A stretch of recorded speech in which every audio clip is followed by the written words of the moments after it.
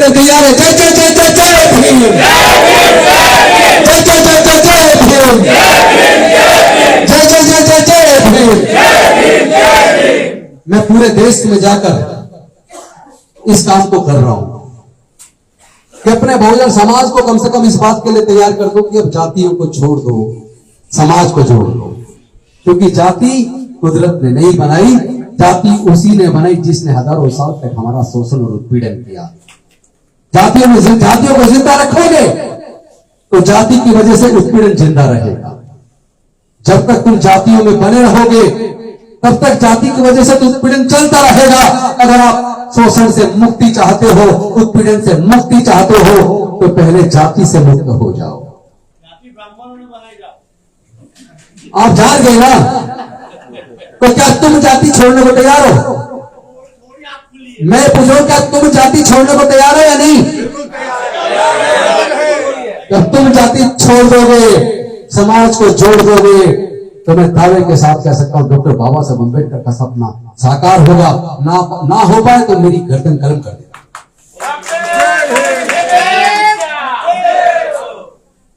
आज हम लोग कोशिश कर रहे हैं, पूरे देश में कोने कोने में जाते हैं, पूरे बहुजन समाज को एकजुट करने की कोशिश कर रहे हैं। क्योंकि शोषित की कभी कोई जाति नहीं होती, शोषित शोषित होता है, गरीब गरीब होता है, गरीब की कोई जाति नहीं होती। यहां तक कि कोई ब्राह्मण में भी अगर गरीब है तो उसकी भी हालत हमारे लोगों की जैसी करते हैं वो लोग। उन्हीं के समाज के पैसे वाले लोग वो भी उसका उत्पीड़न करते हैं। तो कारण गरीबी है और हमारे गरीबी का कारण जाति है। क्योंकि जाति की वजह से नहीं पढ़ने दिया, जाति की वजह से संपत्ति इकट्ठा नहीं करने दी, जाति की वजह से तो व्यापार करने पर बंदिश थी। जाति टूटेगी तो उत्पीड़न टूटेगा, जाति की बेड़ियां टूटेगी तो हमारे समाज का विकास का रास्ता बनेगा। जाति टूटेगी तो डॉक्टर बाबा साहब अम्बेडकर का सपना पूरा होगा। जाति टूटेगी, बहुजन समाज बनेगा तो मान्यवर कांतिराम साहब का हुक्मरान बनने का सपना पूरा होगा। मैं इस भरोसे के साथ आप सबको कहना चाहता हूं, कम से कम जो लोग यहां हैं, क्या वो इस संकल्प के लिए तैयार हैं? डेट आज तय कर लेंगे कि इस बार गुजरात के अंदर राष्ट्रीय बौद्ध सम्मेलन / बहुजन समाज सम्मेलन 1 लाख से ज्यादा लोग होने चाहिए। रात दिन लगेंगे, आज ही कमेटी का गठन करेंगे। जो कमेटी तब तक लगातार 5 महीने की तैयारी, 4 महीने की तैयारी करेगी। गांव गांव तक संदेश चला जाना चाहिए, पूरे देश के अंदर संदेश देने की जिम्मेदारी हमारी। गुजरात के भी लोग होंगे, पूरे देश के लोग होंगे। 1 लाख से ज्यादा, 10 लाख होना चाहिए। 10 लाख करोगे तो 10 जीवन कुर्बान। आप तैयारी शुरू कीजिए। अभी आने वाले 10 सितंबर को एक स्टेडियम बुक किया हुआ है जयपुर में राष्ट्रीय बौद्ध सम्मेलन / बहुजन समाज सम्मेलन, अपने हक अधिकार का सम्मेलन आने वाले 10 सितंबर को जयपुर के अंदर है, राजस्थान प्रदेश का। आप में से जो आ सकते हैं उसमें आए। वहां राजस्थान की टीम रात दिन लगी हुई है, हम लोग भी वहां जाके तैयारी करवा रहे हैं।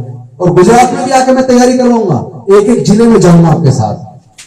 लेकिन 1 लाख से क्रॉस करना, उन्होंने 10 लाख कह दिया। 10 लाख हो जाएगा तो मैं गारंटी देता हूं आपका हमेशा के लिए उत्पीड़न बंद हो जाएगा। फिर किसी की मुंह चढ़कर हत्या करने को हिम्मत नहीं कर पाएगा, कोई घड़ा छूने पर हिम्मत नहीं कर पाएगा हमारे बच्चे की हत्या कर देगा। सर अब तो चश्मे पे आ गए। आप तैयारी कर रहे हो तो चश्मे पे भी आ गए, अब तो चश्मा लगाने पे हत्या कर दी।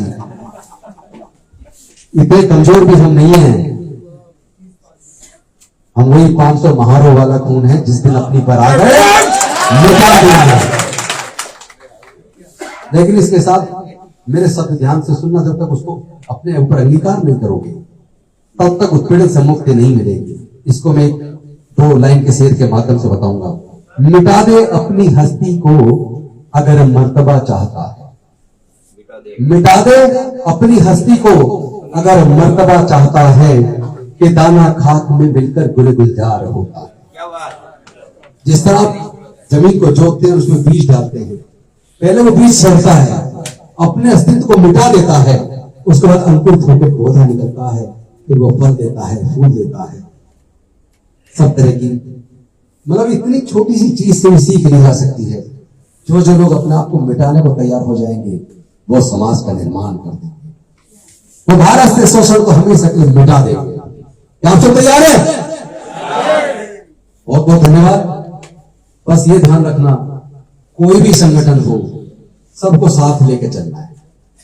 गली गली में संगठन खुल चुके हैं तो हमारे समाज के लोग ना, है तो बहुजन समाज के लोग, है तो हमारे भाई बहन, चाहे वो समता सैनिक चला रहे हो, चाहे वो स्वयं सेवी दल चला रहे हो, चाहे वो भारतीय बौद्ध महासभा चला रहे हो, चाहे बुद्धिस्ट सोसाइटी ऑफ इंडिया चला रहे हो, चाहे डॉक्टर अम्बेडकर समाज चला रहे हो, चाहे रविदास गुरु समाज के नाम से चला रहे हो, जितने मर्जी जिस मर्जी नाम से चला रहे हो, चाहे किसी भी पॉलिटिकल पार्टी में हो, नेताओं से भी आप नफरत मत करो, उनको रास्ते पे लाना है।